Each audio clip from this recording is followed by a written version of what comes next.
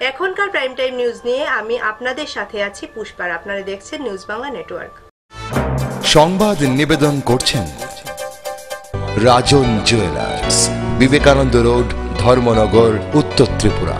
The big mart, ICICI ব্যাংকের পাশে, DNB road, Dharmanagar, উত্তর ত্রিপুরা। সহযোগী নিবেদক।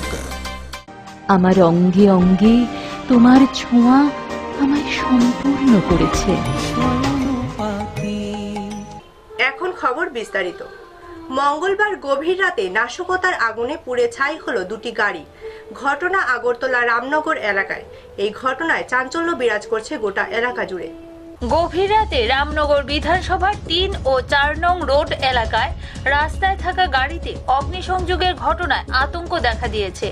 রাত 2:30 নাগাদ প্রথম ঘটনাটি ঘটে ব্যাংক কর্মচারী সিদ্ধার্থ শঙ্কর ভট্টাচার্যের বাড়ির সামনে।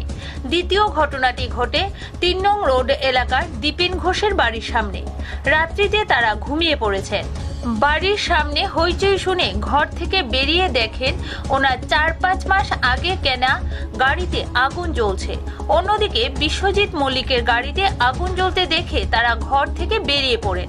এলাকার লোকেরা সাথে সাথে দমকল বাহিনীকে খবর দেয়। খবর পেয়ে ঘটনাস্থলে পৌঁছে যায় দমকল বাহিনীর একটা ইঞ্জিন। সকলের সহযোগিতায় ও দমকল বাহিনীর প্রচেষ্টায় আগুন নিয়ন্ত্রণে এলেও গাড়ি দুটি সম্পূর্ণ ভস্মীভূত হয়ে যায়। গাড়ির মালিকরা বলেন, রামনগর ফাঁড়ির অন্তর্গত এলাকায় এমন ধরনের ঘটনা এই প্রথমবার ঘটেছে। তবে রাত্রিকালীন পুলিশের টহলদারি দেখা যায়নি তখনও। তারপরে ফায়ার সার্ভিসের গাড়ি 1:30টার সময় আসছে আর কি। তো ফায়ার সার্ভিসের আওয়াজ মানে দেখি আমরা বাইরে এলাম আর কি। আর একটু দেখলাম গাড়ি শেষ না, কোনো ঠিক তো করতে পারলাম না। আমরা সবসময় তো সব গাড়ি বাইরে থাকে, আমরা করতে এমন ঘটনা হয়েছে না, এই প্রথম। আমার ছেলের হ্যাঁ ওই তো যাইতেছে আজকে। এমনি কালকে রাত্রে আসলো থানার থেকে লোক, নিয়ে গেছে যা আর এখন গেছে আমার ছেলে। আমার নাম সুতপা ভট্টাচার্য, সিদ্ধার্থ শঙ্কর ভট্টাচার্য। এলাকাবাসীরা দাবি করেন এটা নাশকতা। গাড়িতে যদি যান্ত্রিক গোলযোগ থাকতো তাহলে গাড়ি রাখার ঘন্টাখানেক পরেই আগুন লাগতো। আগুন লাগার পেছনে অনেক রহস্য রয়ে গেছে।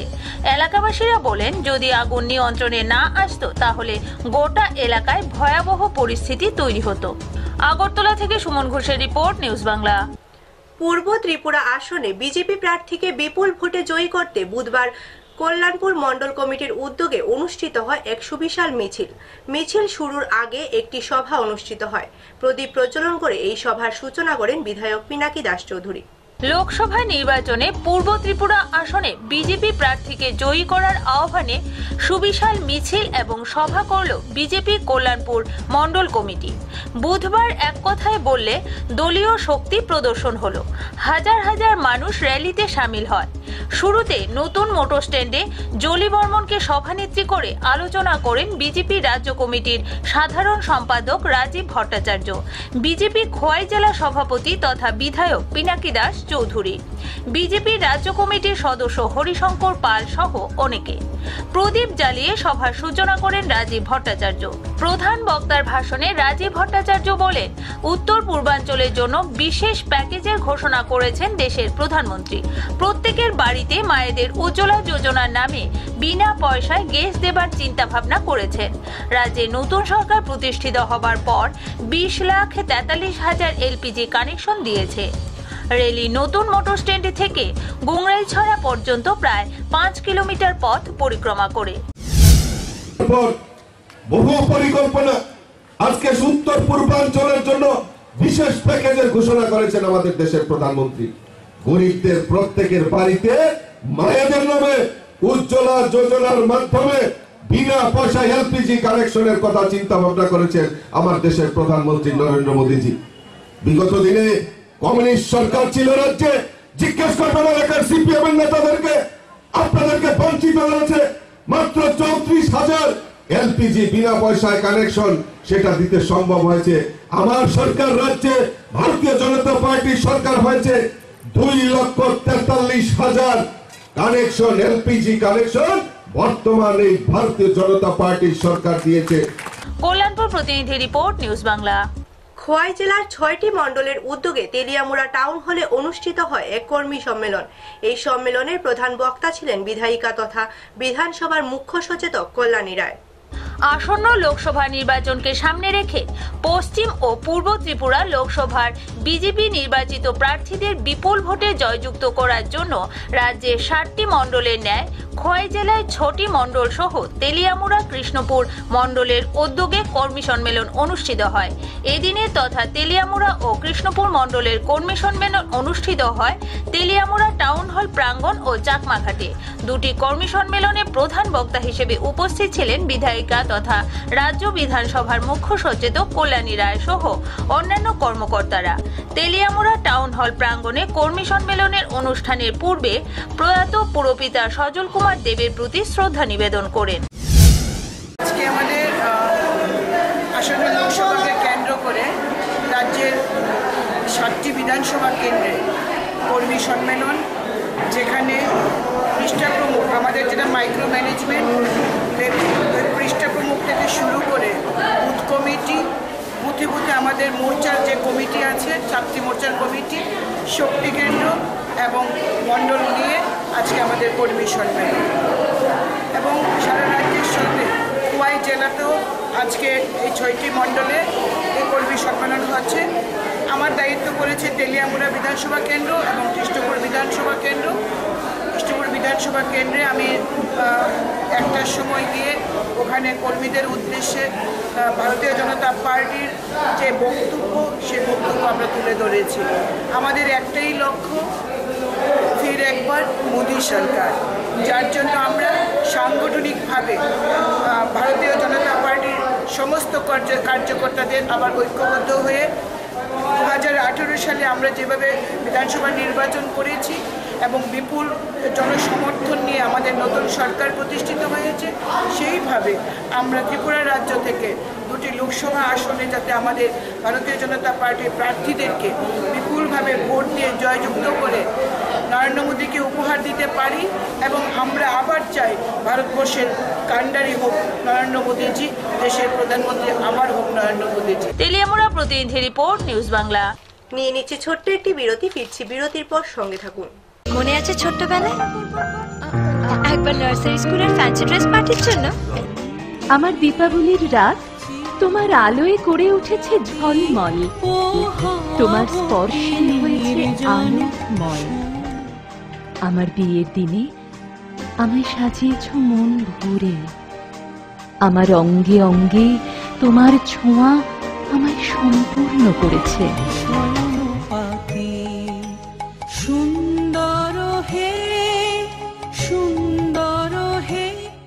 ধর্মনগরে এবার অত্যাধুনিক সাজে সেজে উঠল রংমহল বিবাহ ভবন অ্যান্ড কনফারেন্স হল। এখানে বিবাহ, অন্নপ্রাশন থেকে শুরু করে যে কোনো সামাজিক কাজে অত্যাধুনিক ও রুচিসম্মত সব ধরনের সুবিধা পাওয়া যাচ্ছে। কনফারেন্স হল এবং গাড়ি পার্কিং এর বিশেষ সুবিধা রয়েছে আমাদের রংমহলে।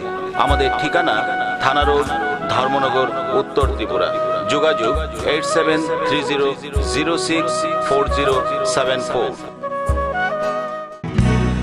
অলঙ্কারে প্রস্ফুটিত হয় নারীর সৌন্দর্য, আর ধর্মনগরে আধুনিক রুচিসম্মত স্বর্ণালঙ্কারের চির বিশ্বস্ত প্রতিষ্ঠান রাজন জুয়েলার্স, যেখানে রয়েছে 22 ক্যারেট কেডিয়াম যুক্ত হলমার্ক গহনা, যেমন নেকলেস, চেইন, চূড়, বালা, মান্তাসা, আংটি এবং শাখা বাঁধানো ইত্যাদির বিপুল সম্ভার।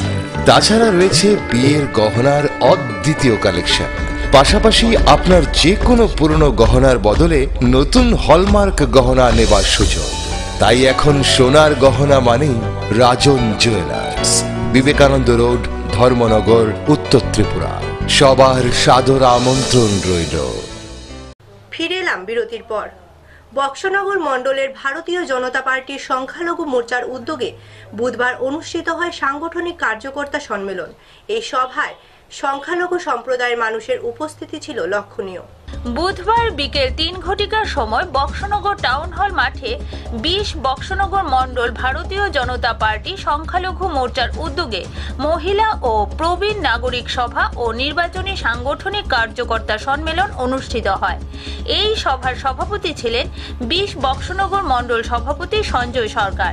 উপস্থিত ছিলেন যুব মোর্চার সভাপতি জিমুল হক ও মাইনরিটি সভাপতি নজরুল ইসলাম ও কৃষি বিজ্ঞানী বাহরুল ইসলাম মজুমদার সহ জেলা সভাপতি রতন দাস। এই সভায় মুসলিম মা বোনেদের ও যুবকদের উপস্থিতি ছিল চোখে পড়ার মতো। তাহলে যে 15-20% মুসলিম সমাজের লোক আছে তাদেরকে বাদ দিয়ে কি ভারতকে পৃথিবীর শ্রেষ্ঠ দেশ হিসাবে করতে পারবে? কোনো সময় পারবে না। শুধু মুসলিমদের কল্যাণের জন্যই শুধু মুসলিমদের জন্য স্কিম করছে না ভারত সরকার। ভারত সরকার ভারতকে পৃথিবীর শ্রেষ্ঠ দেশ হিসেবে নিতে গেলে মুসলিমদেরকে অন্য সমাজের সঙ্গে সমান তালে এগিয়ে নিয়ে যেতে হবে, সেটা বুঝতে পেরেছে এবং সেটা জানে। তার জন্যই কোনো সংখ্যালঘু দূষণ বা সংখ্যালঘুদের কাছ থেকে শুধু ভোট পাওয়ার জন্য যে উন্নয়ন করছেন তারা ভারতকে শ্রেষ্ঠ রাষ্ট্র হিসাবে গড়ে তোলার জন্যই এসসি হোক, মুসলিম হোক, ওবিসি হোক, সবাইকে নিয়েই যদি এগিয়ে যেতে পারে তাহলে সে পৃথিবীর শ্রেষ্ঠ রাষ্ট্র হবে, তার জন্যই করছে, সেটাও আপনারা জেনে রাখুন। বক্সনগর প্রতিনিধি রিপোর্ট, নিউজ বাংলা। বুধবার নির্বিঘ্নে শেষ হলো ত্রিপুরা মধ্যশিক্ষা পর্ষদ পরিচালিত মাধ্যমিক পরীক্ষা। আরও 2 দিন পরে শেষ হবে কন্টিনিউ এবং এক্সটার্নাল পরীক্ষা। ত্রিপুরা মধ্যশিক্ষা পর্ষদ পরিচালিত এবছরের মাধ্যমিক পরীক্ষায় রেগুলার ছাত্রছাত্রীদের পরীক্ষা বুধবার শেষ হয়।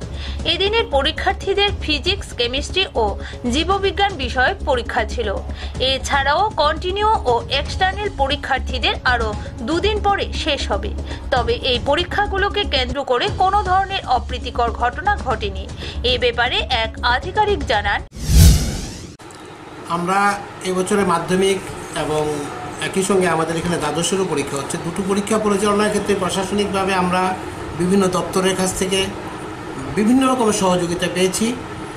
পুলিশ দপ্তর, তারপরে আমাদের পুর পরিষদ তেলিয়ামুড়া, পঞ্চায়েত সমিতি তেলিয়ামুড়া, আমাদের অত্র এলাকার মাননীয় বিধায়িকা বা পূর্ত দপ্তর, বিদ্যালয় পরিদর্শক সবাই বিভিন্নভাবে DWS যথেষ্ট পরিমাণে পানীয় জল সরবরাহ করেছেন। মানে যার যার দপ্তর আমাদেরকে এই সেন্টারে পরীক্ষা পরিচালনায় সামগ্রিকভাবে সহযোগিতা করেছেন এবং খুব শান্তিপূর্ণভাবে আমাদের এখানে পরীক্ষা আজকে 20 তারিখ পর্যন্ত সম্পন্ন হয়েছে।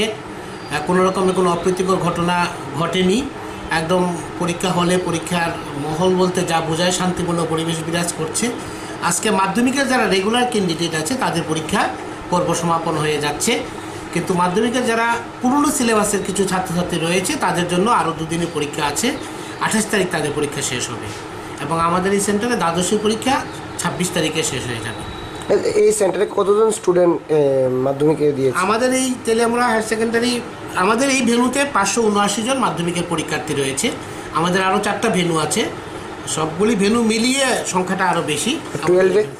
12-এ আমাদের এখানে আছে 459 জন আছে আমাদের এই ভেন্যুতে। এই পরীক্ষাকে কেন্দ্র করে পুর পরিষদ, DWS, পূর্ত, বিদ্যালয় পরিদর্শক এবং আরক্ষা প্রশাসন সর্বতোভাবে সাহায্য এবং সহায়তা করেছে। তেলিয়ামুড়া প্রতিনিধি রিপোর্ট, নিউজ বাংলা।